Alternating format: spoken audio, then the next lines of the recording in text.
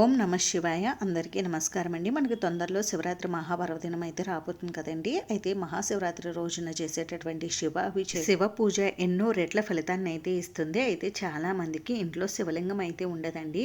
శివలింగం లేని వారు ఈ మహాశివరాత్రి రోజున మట్టితో కానీ, అన్నంతో కానీ, పిండితో కానీ, ఇసుకతో కానీ శివలింగాన్ని తయారు చేసుకుని పూజ చేసుకోవచ్చండి. అయితే నేను ఈ వీడియోలో అన్నంతో శివలింగాన్ని ఏ విధంగా తయారు చేసుకోవాలి, ఇలా తయారు చేసుకున్నటువంటి శివలింగానికి అభిషేకం ఏ విధంగా నిర్వహించుకోవాలి, అభిషేకం పూజ పూర్తయిన తర్వాత ఈ శివలింగాన్ని ఏం చేయాలి అనే విషయాలన్నీ కూడా ఈ వీడియోలో అయితే మీకు క్లియర్ గా ఎక్స్ప్లెయిన్ చేస్తానండి. అందుకని వీడియోని ఎవరు కూడా ఎక్కడ కూడా స్కిప్ చేయకుండా చివరి వరకు అయితే చూడండి. ముందుగా ఈ అన్న శివలింగాన్ని ఏ విధంగా తయారు చేసుకోవాలి అనేది ఇప్పుడైతే తెలుసుకుందామండి. ఈ అన్న శివలింగాన్ని తయారు చేసుకోవడానికి మనం ముందుగా అన్నాన్ని అయితే తీసుకోవాలి.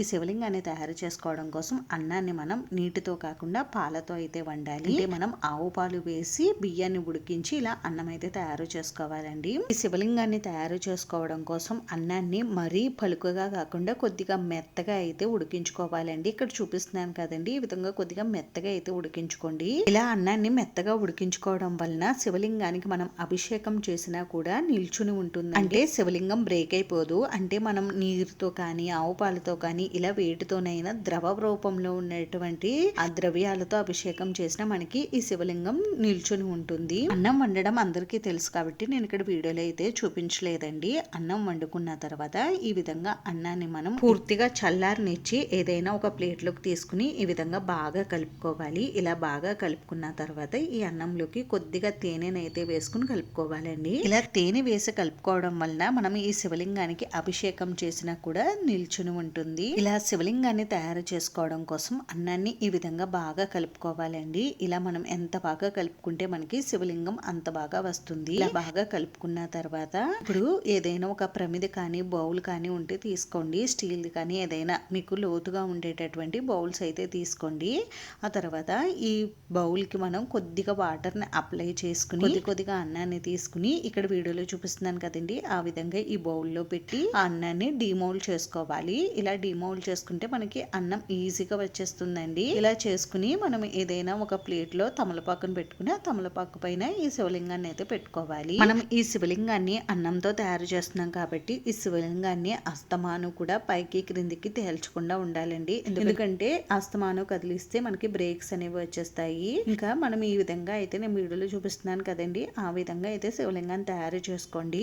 నేను చెప్పే కంటే మీకు చూస్తే బాగా క్లియర్ గా అర్థమవుతుంది. ఈ శివలింగాన్ని అన్నంతో తయారు చేస్తున్నాం కాబట్టి ఈ శివలింగం మనకి కొద్దిగా సున్నితంగా అయితే ఉంటుందండి. అలాగే ఇసుకతో చేసినటువంటి శివలింగాన్ని కూడా మనకి సున్నితంగానే ఉంటుంది. అందుకని వీటిని అస్తమానం కూడా కదల్చకుండా ఉంటేనే మంచిది. ఈ విధంగా అన్నంతో శివలింగాన్ని తయారు చేసుకోవాలి. అన్నంతో తయారు చేసుకున్నటువంటి శివలింగాన్ని అన్న శివలింగం అని అంటారండి. అన్నంతో శివలింగాన్నే కాదండి, అన్నంతో మనం శివలింగానికి అభిషేకం కూడా చేయవచ్చు. దీనినే అన్నాభిషేకం అని కూడా అంటారు. అన్నంతో శివలింగాన్ని తయారు చేసుకుని పూజించిన లేదా శివలింగానికి అన్నాభిషేకం చేసినా మనకి అన్న పానీయాలకి ఎటువంటి లోటు ఉండదండి. మనకి గరుడ పురాణం ప్రకారం, శివ పురాణం ప్రకారం అనేక రకాల శివలింగాలు ఉన్నాయని, ఒక్కొక్క శివలింగాన్ని పూజించడం వలన ఒక్కొక్క ఫలితం ఉంటుందని మనకి పురాణాలు అయితే చెప్తున్నాయండి. ఇలా అన్నంతో శివలింగాన్ని తయారు చేసుకున్న తర్వాత ఈ శివలింగానికి గంధం, కుంకుమ, విభూతితో బొట్లు పెట్టుకుని ఈ శివలింగానికి పూజ, అభిషేకాది కార్యక్రమాలు నిర్వహించుకోవచ్చు.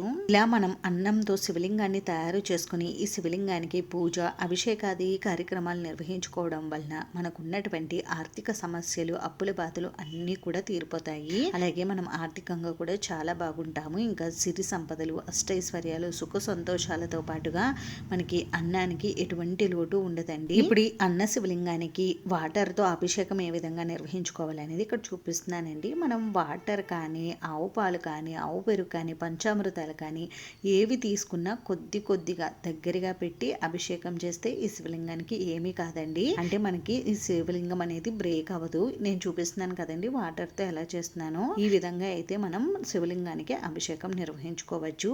మరి ఎక్కువ ద్రవ్యాలు, జలాలతో కాకుండా కొద్దిగా మీరు అభిషేకం అయితే నిర్వహించుకోండి.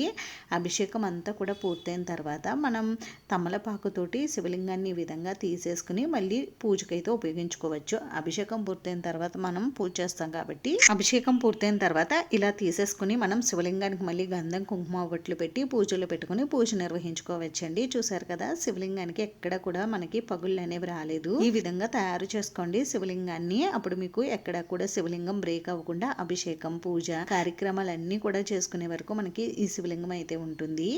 ఆ తర్వాత అన్నంతో కూడా మనం ఈ శివలింగానికి అభిషేకం చేయవచ్చండి. అది కూడా చూపిస్తున్నాను నేను ఈ వీడియోలో. ఇలా పూజ అభిషేకం పూర్తయిన తర్వాత ఈ శివలింగాన్ని ఏం చేయాలని చాలా మందికి డౌట్ అయితే ఉంటుందండి. పూజ అభిషేకం పూర్తయిన తర్వాత ఈ శివలింగాన్ని ఏదైనా వాటర్ లో నిమజ్జనం చేసేవచ్చండి. లేదు అంటే ఆవుకు తినిపించవచ్చండి. అంటే మనకి అన్నం లింగ రూపంలో ఉన్నప్పుడు మనం కొద్దిగా వాటర్ వేసేసి వాటర్ లో పెట్టి కొద్దిగా వాటర్ లో పెడితే మనకి ఈ శివలింగం అనేది కరిగిపోతుందండి. అప్పుడు మనం కొద్దిగా ప్రసాదంగా స్వీకరించవచ్చు.